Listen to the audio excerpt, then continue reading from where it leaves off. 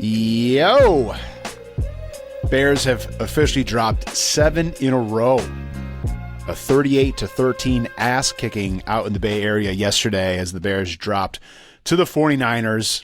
Doesn't matter if the locker room had a pretty much, I'm going to call it a little mini mutiny. They wanted a new head coach in Thomas Brown. They got a new head coach in Thomas Brown. It didn't matter yesterday, Jack. The Bears were outclassed. They were outcoached. They were outplayed. At this point, does it even matter who the head coach is? Where is the leadership in the locker room? Where is this team heading? We have so many questions, so little answers. This is the Bear Necessities Podcast. I'm John Prisnowski, joined as always by my podcast co-hosts, my companion, my compadre, Mr. Jack Lomax. Jack, how you been, man? Whoop. I wish I could say it was better, but, 7 losses in a row. Yeah. It dictates my mood. Yeah, it's crazy to think that we've been, it's pretty much 2 months since the London game, and that was the last win. And we were a 4-2 football team, and now we're a 4-9 football team. What a drop off it's been. And before we get into the show, real quick, I do want to acknowledge for all the people listening, whether you're on Apple, Spotify, YouTube, I'm aware we haven't put out any content over the last couple weeks. Life has been lifing. Your boy got married. I just got back from my honeymoon last week. I went to the Dominican. Was lovely. Was lovely remembering I'm not a Bears football fan. I mean, of course, I always will remember I'm a Bears football fan, but it was just nice to escape that reality. Yeah. It was nice to escape the reality that I lived in. And really quick, before we get into the show, and I know we're supposed to be pissed off, we're supposed to be angry today, and trust me, we are, and we're going to get to it. But I do have a funny story really quick I want to share with the listeners.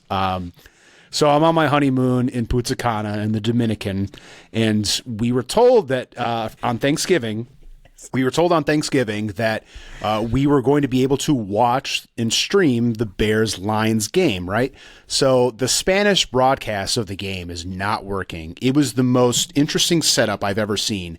So the Thanksgiving broadcast was CBS. You can hear Jim Nantz and Tony Romo, but I was getting the ESPN Spanish Telemundo, whatever it was, version of the Bears game, the video, and they weren't syncing up. It was very bizarre. I've never quite heard that, and they just kept showing Spanish commercials, like they wouldn't go back to the game. And I said, enough is enough. And I went up to the head of the entertainment team at the resort that we were staying at. And I'm like, can I try something? And she's like, sure, no problem.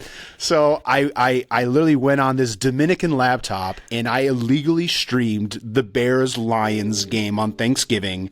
And although the Bears came up short, shocker, I want to say I saved Thanksgiving for all the 5 other Bears fans watching it, yeah. for all the 5 Bears fans in the theater watching the game with us on Thanksgiving from another country. Your boy illegally streamed the game. Legally. Very legally. If college taught me one thing, Jack, it's how to stream NFL games or UFC or whatever, or Red Zone. If college taught me one thing, it's that. So legally. He did it all legally. Yeah, just wanted to throw that out there. But everything was above board. But I know it's been a couple of weeks since we come out with the show, so just want to, just show my appreciation for all you guys, and thank you so much for your continued support. I know it's been a really tough season, but we have each other to complain and so excited and bitch about our favorite football team, because that's what we do best, right? So. Yeah, I don't even know where to start yesterday. So. Really quick, Jack, before we break down what went wrong, I feel like a lot of it was all bad. There was maybe a few bright spots from yesterday. Number one being Roma Dunze, who it was lovely to see him get in the touchdown column yesterday. It's been since week 2 since he scored, and he had 2 touchdowns yesterday. Great to see his chemistry with Caleb building a little bit. Before we get into this, though, is it possible for us to host like a town forum, a town hall meeting with the Bears front office, with the McCaskies present, with Ryan Poles, with Kevin Warren. Like, let them know truly how this franchise is tearing people's lives apart for the last 15 years since you let Lovie Smith go. I'm sick of feeling pissed off, sad, upset, just so negative the rest of my Sundays. And this team dictates my mood every weekend. And I know it's going to happen. And I tell myself I'm not going to allow my emotions to play a role in how I feel the rest of the day watching this dog shit team. Yep. And it still happens. Do you feel the same way? I know I'm not crazy. No, every Sunday. I think I'm almost in a worse spot because you've been a Bears fan long enough to know, like, all right, accept your fate. I'm in that mindset where I had a friend from England actually just messaged me yesterday. He's like, "Do the Bears cover 3.5 points?" And I'm like, "Buddy, the Bears will win. We're going against a toothless 49ers offense and a toothless 49ers defense. Nick Bosa's out, dude. We got Trent Williams out. Montez Sweat is out. X, Y, and Z. They've got Brandon Ayuk on IR. Jordan Mason was out. They're going to have their third string running back. No, we got absolutely dicked on. And I just, my emotions, I don't have any. The game ended, and I was empty. That's my best word for it. I didn't have we fucking suck, or whatever. It was right, move on. And that's where we are. I had a little bit of frustration with the defense, but we'll get into that. But outside of that, empty. The Bears have left me empty. Have you ever wanted to turn a game off at halftime? I mean, have you truly ever turned a Bears game off at halftime? Yesterday was about the closest I've ever been to turning it off at halftime when it was 24-0. It should have been 28-0, but San Francisco had a penalty called back.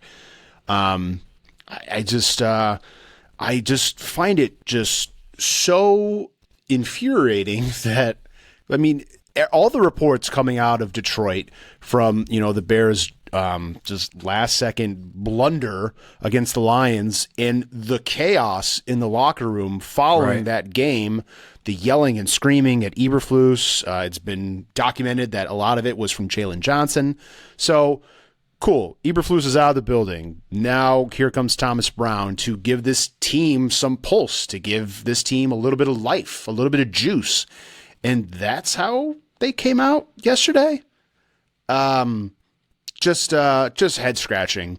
And I know a lot of people heading into this game thought that, hey, this is a 49ers team that is kind of stuttering right now. A lot of injuries, but make no mistake about it. Kyle Shanahan is still one of the elite play callers in the league, and he exposed a soft Bears defense. Do you remember, Jack, earlier in this year when you claimed the Bears were the number one defense in the NFL or just one of the best units in the league? What happened? What happened to Tremaine Edmonds making plays and Montez Sweat actually sacking the quarterback and our secondary imposing their will on wide receivers? Like that seemed so long ago.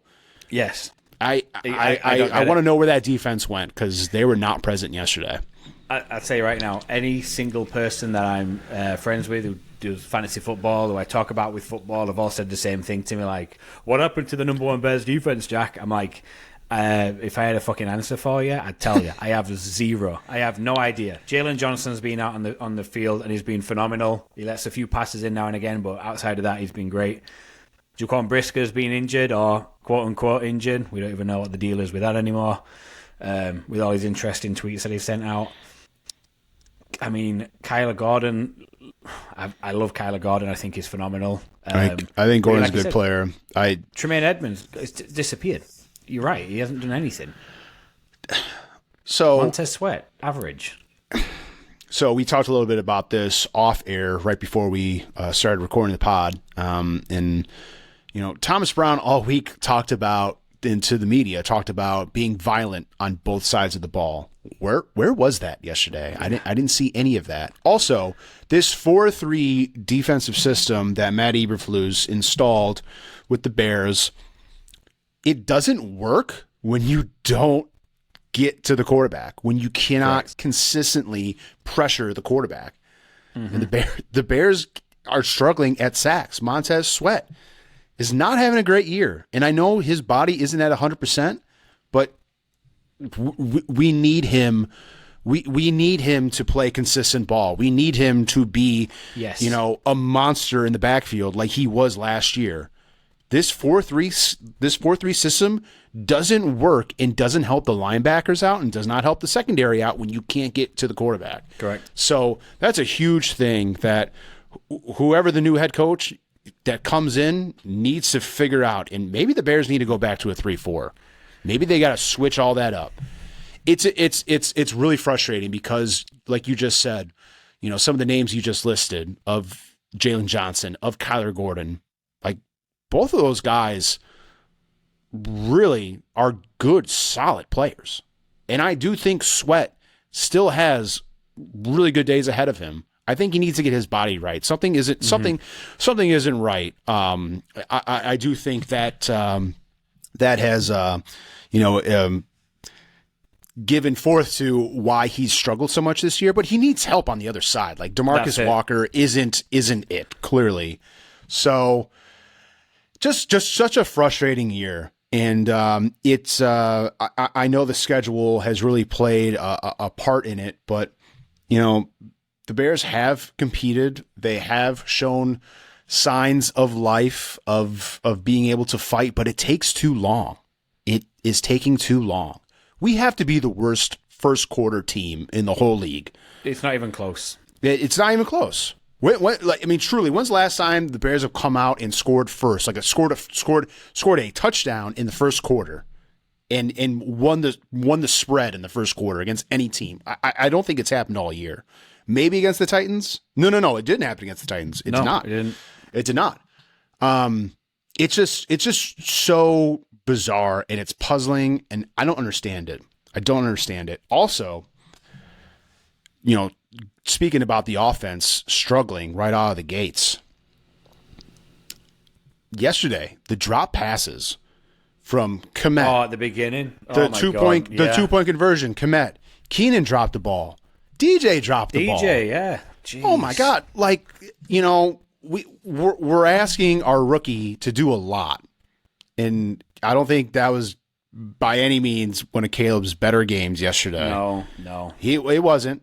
He had a couple good plays, but I do think some of the sacks that the Bears allowed, there were 7 of them. I want to say at least 2 or 3 were Caleb's fault for holding on to the ball a little bit too long. Mm-hmm. Does that mean the receivers didn't space out enough? I'm not sure. I'm not sure. Maybe we'll see that on the all 22. It was a bit of both. If you listen to the announcers, they had it pretty set.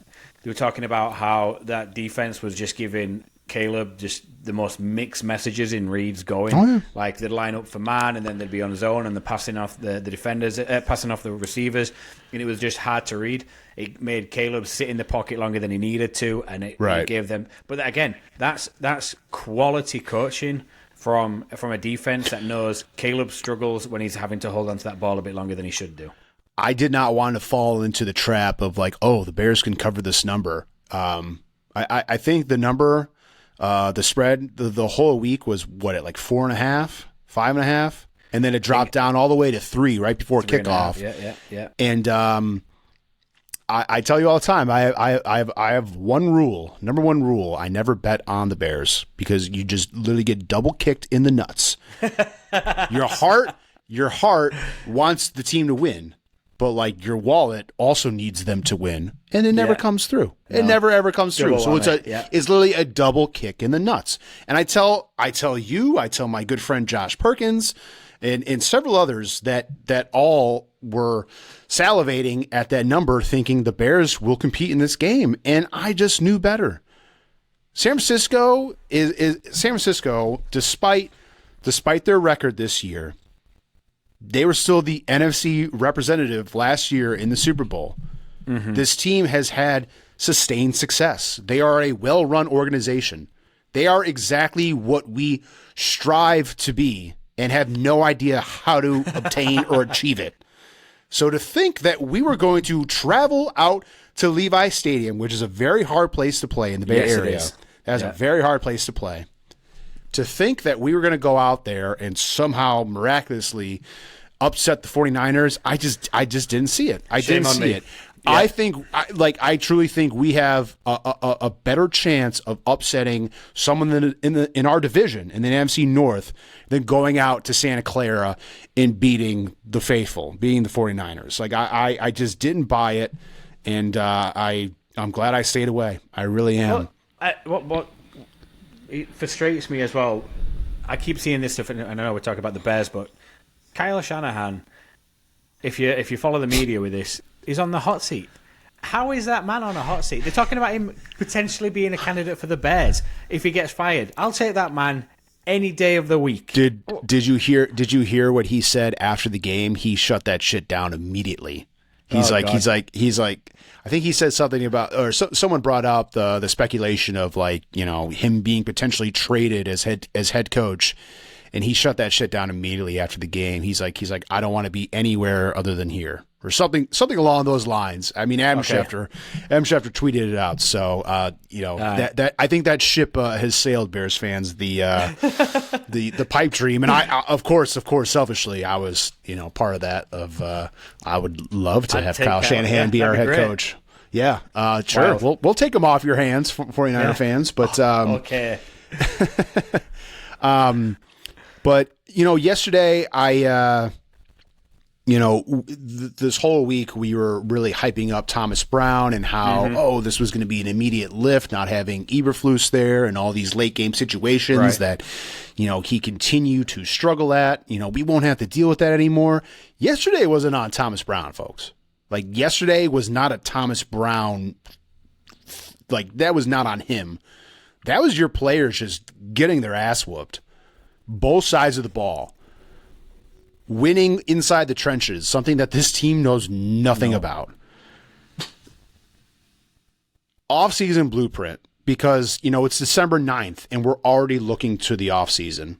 And it pains me, because we were doing this last year when we knew the Bears weren't going anywhere, but we were excited. We were hopeful. We were optimistic that this past off-season, they were going to get it right.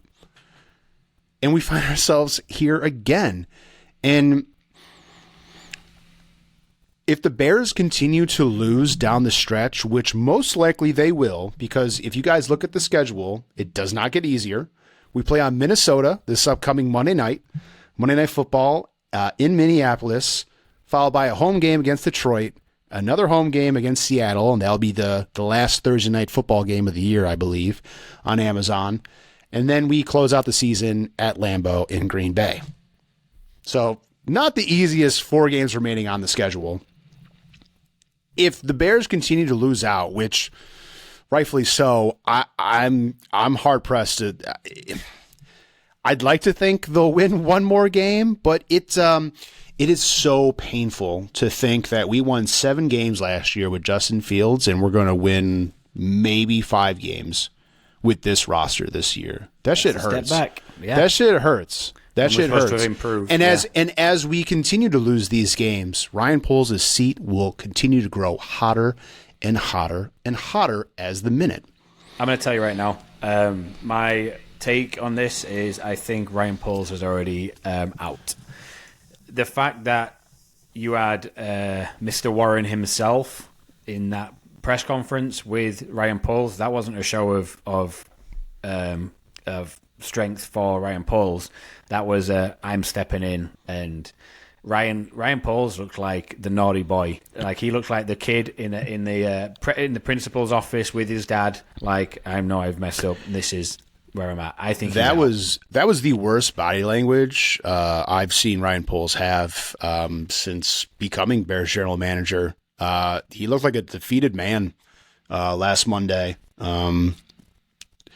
Bizarre all around, and I want to have faith in Kevin Warren, but my gut tells me he's just a businessman. He's just a fucking lawyer in a business suit who wants to pretend that he knows football.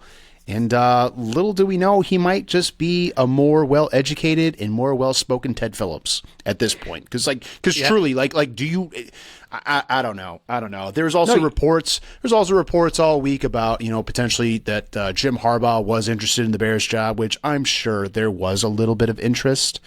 And there was reports saying that because Kevin Warren, is the CEO and president of the Bears now, that his prior relationship with Jim Harbaugh when, during their time during the Big Ten when Harbaugh was at Michigan, that they don't get along. And because of that, the Bears didn't even consider Harbaugh, which it's so easy to want to buy into that story, but the Bears never make the right coaching hire ever. And if Ryan Poles is allowed back, and I truly think he is going to stay with us for this next coaching cycle. I don't think Poles is going anywhere. I truly don't. What is your offseason blueprint for this team? Because Ryan Poles knows he's next. Like, if this continues, his ass is gone, y'all. And he knows it. I don't think he's oblivious to that. He needs to hit a home run with this coaching hire. Like there is no meddling with the hire. Like, he's got to hit a home run. Ben Johnson. Did you see the Ben Johnson news? So Ben Johnson saying, and I mean, this came out from Schefter, I believe, out of everyone. So Schefter, Albert Breer. Yep. Yeah, when he said, Albert Breer, that was it. Yeah, when he said, I have two requirements from this hiring. I want to make sure that wherever I'm going to, if there's something that's wrong, show me how you're going to address it. It was something along those lines, right? Right. I mean, that's directed directly at the Bears. The Bears are front runners for him. And it's like, okay, tell me how you're going to do this. Because if Ben Johnson is going into a position where he's like, I don't agree with how the GM is going to move forward, I think that's a message to Kevin Warren saying, all right, if Ryan Poles can't sell this to Ben Johnson, and Ben Johnson says no, Ryan Poles is out because his plan is not good enough for this offensive coordinator to come to a head coach position. The wording that was chosen to be reported from Ben Johnson's camp, it was eerily just directed at the Bears. That's how 100%. I read it. It was of the two parties are kind of flirting and feeling each other out. The Bears' interest in him and then his interest in the Bears. And a lot of people have a hard time with Ben Johnson, potentially asking for like $20 million, $25 million a year as head coach. But the McCaskies, I don't think will ever agree to that. I don't think they will ever agree to paying a head coach that much money. I don't think Eberflus was even making $6 million. I mean, truly, I don't think Harbaugh is making that in LA. I don't know the numbers. I don't have them up at the top of my head right now. But I mean, truly, I don't think that they will have the balls to write him a check. And it's easy for us to be like, open up the checkbook, do what you have to do. Eberflus was making $4.5 million. Okay, exactly. Yeah, exactly. I knew I wasn't far off. I knew I wasn't far off. So, dude, he's not going to get 50. He will not get 20 million. I'm just looking at the NFL coaching salaries right now. Andy Reid gets 20 million, and he's a number one coach. I know. Sean Payton, 18 million. Mike Tomlin, 16. Also, Ben Johnson doesn't have to make a move, man. Like, his family is all settled in Detroit. It seems like they probably live a good life, and it's fun being around a winning culture. I want to, as much as our beloved Bears are such a fucking joke of an organization and a clown show and continue to get things wrong, I do want to hold out hope, and I do truly believe that somebody out there understands what the brand of Chicago Bears football truly is, and understands if you win in this city, you will be a legend. You will be a savior of the organization. And someone out there realizes that when the Bears are good, it is good for the brand. It is good for the NFL. I think Caleb came into this offseason and was hyped and was expected to fix all the issues with the Bears, the organizational dysfunction. And despite that the Bears clearly are that and have been the majority of our whole lives, Caleb has still shown moments of greatness. And he's continuing to prove to me, I don't know about you, but he's continuing to prove to me that he was the right decision, despite all the mess that we're currently in right now. But if the franchise can just ever get its head out of its own ass and do right by this kid, maybe we'll see a winner in our lifetime. Maybe we'll see a winner. But it starts this offseason, and it starts with aligning an offensive-minded head coach to pair with Caleb and to lead them into the future. And Poles has to hit a home run. There is no meddling. There is no, oh, we're going to hire Pete Carroll. Like, none of that bullshit. I saw that. No. Off with that. No, man. Like you need to, like, this is it. Like, this is it. The head coach comes first, and then free agency. You better fucking spend in the trenches. I want a mauler on the offensive line, center, guard. I think we need a new left tackle too, because more oftentimes than not, Braxton Jones is on ice skates. He's on ice skates out there. To what? Nick Bosa's backup? Nick Bosa wasn't even playing yesterday. It's been really frustrating watching this team continue to sputter and just spiral out of control since the Hail Mary game.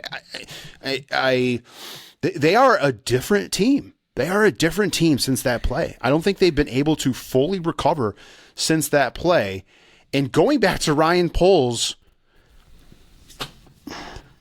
I still believe in Poles. I still think he's the best general manager we've had in a long time. Does that make him a good general manager though? Like that I think that's where we need to draw the line of, we don't know what a good general manager is because we really haven't had one since, I don't even know. No. It's been so long. Not in my time here. It's been so long. I don't even want to put Jerry Angelo in that conversation because he's the one that fired Lovie Smith after he was 10-6. And we've been dog shit since. Went downhill from there. We've been dog shit since. I think to myself, I'm just thinking here, what is Ryan Poles' checklist right now? I mean, we were just touching on it. You got to get a head coach. You got to make sure you have a defensive coordinator that can get this defense back on track, because after yesterday, that was frightening. That was frightening to watch. Going from a team that didn't let up 21 points like for X amount of games to getting dicked on in one half. That was scary. That was scary to see. So you got a head coach, you've got a defensive coordinator, you've got a offensive line that needs to be fixed, you've got a defensive line that needs to be fixed. Honestly, you've got a contract with Tremaine Edmonds. I mean, that guy needs to start producing again, or book him out and start getting some rookies game time. I don't know, dude. It's so long. But the more games we see, the bigger this list is. This list should be shortened. This list should be like, okay, we've done it. We had the free agency opportunity. Not free agency. The trade deadline. Could we have got someone that may have even saved Flus's job? I've told you before. I've always been a Flus guy, and it took a lot for me to not be a Flus guy. I was always worried about that defense. That came to fruition. But I think something that keeps sitting in the back of my head is whether we lose by 3 or whether we lose by 25. Was it 25 yesterday? A loss is a loss. An L in that column is an L in that column. It doesn't matter how bad we lose, we lose. It just can't be on both sides of the ball. And I had a lot of hope with Thomas Brown. And like I said, it doesn't all fall on him. It does come down to the players, but I want that boy back in the booth. Like, I don't think he's a floor guy. He needs to be up in the booth. You're right. I agree with you, but the powers that be made him interim coach, and as head coach, he needs to be on the sideline. He's not allowed to call plays in the booth. Now he has, the title and the responsibility of being your interim head coach of the team. he's got to be on the sideline. I don't know if that really dictated anything yesterday. Didn't seem like it to me, but I'm with you, and I agree with you. Let's get to some tweets that blew our mind, shall we? Matt Eberflus, first one I thought was funny. Matt Eberflus is laughing on a beach somewhere at Cancun, counting his money the Bears still owe him for the next 2 seasons. Woof. Some positive news. Caleb Williams is on pace to finish with 3,591 passing yards, 21 touchdowns to 7 interceptions. He's also projected to finish with 500 rushing yards. But here's the real kicker. He's projected to have over 70.5 sacks. That's the real kicker for me. He also broke the NFL rookie record with most consecutive starts without an interception. That's 7 games in a row. That loss. He got close. There was 2 plays yesterday. He got close. Yeah, there was 2 almost interceptions. This one that has been circulating all over the internet and just continues to make our Bears a national laughingstock.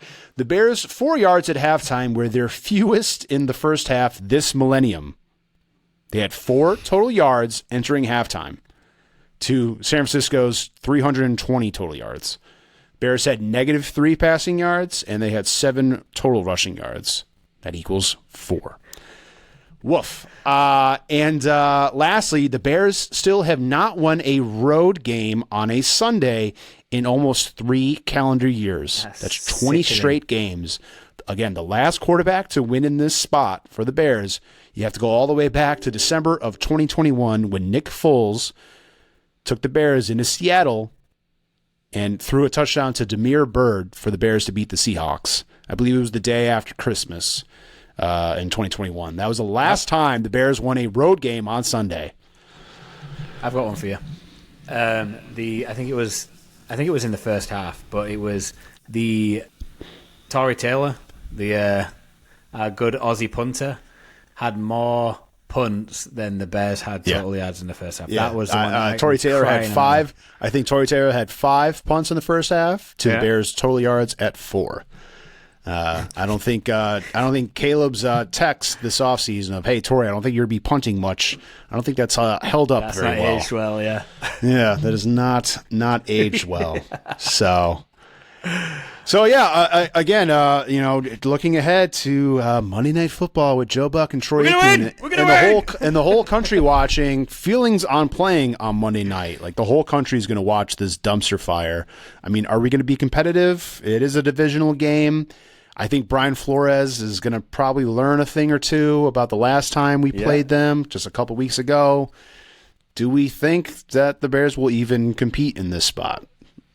I mean, after seeing George Kittle and Ricky Pearsall and I don't even know who else are the pretenders. Well, George Kittle is not a pretender, but Juwan Jennings, absolutely dominating us yesterday. I think Justin Jefferson is gonna feast. Justin Jefferson is gonna have himself a game, and if it's not him, it might be Jordan Addison, and if it's not Jordan Addison, it might be Hawkinson, and the list goes on. And if it's as leaky as we were, if that defense gets fixed, it doesn't matter how well Caleb plays. We will lose that game, and it is going to be embarrassing. That soft zone defense, that shell, whatever Eric Washington was calling yesterday, like that shit wasn't it, man. That shit wasn't it. I mean, truly going into this upcoming game against the Vikings, if I'm the Bears, Jalen Johnson plays man against 18 the whole game. Like the whole game. Doesn't matter what side. You get your ass on that side. Yep. Just cover 18, straight up press. Do what you do best, Jalen. Like do what you do best. I don't want them playing whatever that was yesterday. It was so bad. That was so bad, and they couldn't adjust. They I think they adjusted. I think they adjusted at halftime. Great, you're down 24-0. A little too late for that. There was one player that actually did perform well on that defense that stood out to me, and it was T.J. Edwards. Edwards didn't have a bad effort yesterday. I also thought 6 was all over the place. I thought Kyler had a good game. Kyler 5 tackles and Edwards 6 tackles, and Edwards had a sack as well. So I was just thinking about this. That first drive this could be a totally different story. We had two battered passers, and they both came from T.J. Edwards. If they fall into our lap, I mean, one of them, Jonathan Owens, could have made a play on it, and Joanne Jennings ended up catching it, I think. And then the second one, again, T.J. Edwards stormed, absolutely bull rushed at Brock Purdy, and I forgot his name, Granado, I think you say his name. Dorendo. Oh my God, he got himself ready like, I'm going to absolutely I've got this. He's not getting anywhere near my QB, and he got steamrolled. And TJ Edwards gets his hand up, knocks the pass up in the air, it just falls harmless. And it was just, if those, I know it was only the first play and there's 4 quarters, but I truly think if those plays had gone the Bears' way, we're having a different conversation here about the state of the game. It didn't, and it just went downhill from there. Yeah. I wasn't expecting the Bears to win yesterday. I wasn't. But the fact that the players basically had a mini mutiny in the locker room following the loss to the Lions on Thanksgiving, they got what they wanted. They got Thomas Brown and all this, in the interim bump, and we got a new guy, and the life in the building, the juice, the energy is so much better. Like, bro, whatever that was yesterday, that wasn't it. And I'm not going to put that on Thomas Brown. What I will put that game on, though, is Ryan Poles. And why I'm going to put this on Ryan Poles is because he stuck with his boy for too long. It was so obvious the Bears needed to realign this offseason. And what did they do? They ran back the lame duck head coach, and they kept his doofus ass around for too long. Jack, I agree with you. In a perfect world, Eberflus would have been there yesterday, just as the defensive coordinator calling plays, because that's what he does best. Don't put a microphone in front of his face. Don't let him dictate the team in late game situations while he's just watching the offense, as the clock's ticking and there's a timeout left on the board. We can get into that, but we're not going to, because that's in the past now. Being and gone. But that's all he was a defensive coordinator. And you chose to run him back, and you chose to let him hire Shane fucking Waldron. You chose to let him hire Luke Getsy. If we got the offensive coordinator hire right, I honestly don't think Flus loses his job. I think but again, that falls on Poles. Poles let Eberflus stay in the building for too long. Yeah. They let this fester. Whatever this is that we're dealing with right now, they let this shit fester. He didn't address the offensive line enough in the offseason. He didn't address the defensive line opposite of Montez Sweat. When he first took the job, he was quoted saying he was going to build through the trenches. Folks, I don't know what trenches he's referring to, but it's been shit since he's been general manager. Our running game was better under Luke Getsy than it was this year. Are you sure you're a Poles fan? You just sound like you're a Poles fan right now. This team is in disarray, man, because he let his boy linger for too long. Like, Flus should have been gone after the Patriots game. And I don't know if that was more ownership telling Poles, give him a couple more games. Like, was that McCaskey chirping in his ear? That's the rumor. That is the rumor. The rumor is that the McCaskies stopped Poles from making the fire. Ryan Poles' seat is growing hotter by the hour. And I truly, truly do believe he is going to get a crack at hiring the next head coach to save his job. But make no mistake about it, folks. He needs to hit an absolute home run because he knows his ass is grass if the Bears don't pick this up. There's too much talent on this team. There is too much talent on this team for the Bears to put out efforts like they did yesterday. They are failing this fan base. They are failing the organization. But, again, the organization has failed us for the last 15 years since they let Lovie Smith go. I think there's a true curse about Lovie Smith. The Lovie Smith curse is real. I mean, no doubt about it. No doubt about it. I want to understand I want to understand why our loyalty continues to be tested the way it has, because this last decade has been just brutal. Absolutely brutal. And I don't know where the light at the end of the tunnel is, truly. Yes, we have a stud rookie quarterback who I think has gobs of potential. Just, I truly want to believe that we have something at that position. I do believe we have something at that position. We do. But what I don't believe is we have the pieces around him to put him in the best position to obtain and achieve where we want him to be. They haven't done the right thing. They continue to hire the wrong people. It always starts at the top, and it's going to remain at the top. I am not excited about this offseason. That's where I'm at. There is so much hinging on them getting this right this offseason. This offseason, in my opinion, will make or break the Chicago Bears for the next 10 years. Yes. Right there with you. He's Jack Lomax. I'm John Prisnowski. This has been the Bare Necessities Podcast. Again, appreciate you guys sticking with us. Make sure you guys go check us out on YouTube, on Spotify, on Apple, wherever you guys get your podcasts. Please like, subscribe, comment, feed the algorithm. All is great. All is well. And until next week, be good, be well, and don't forget to bear down.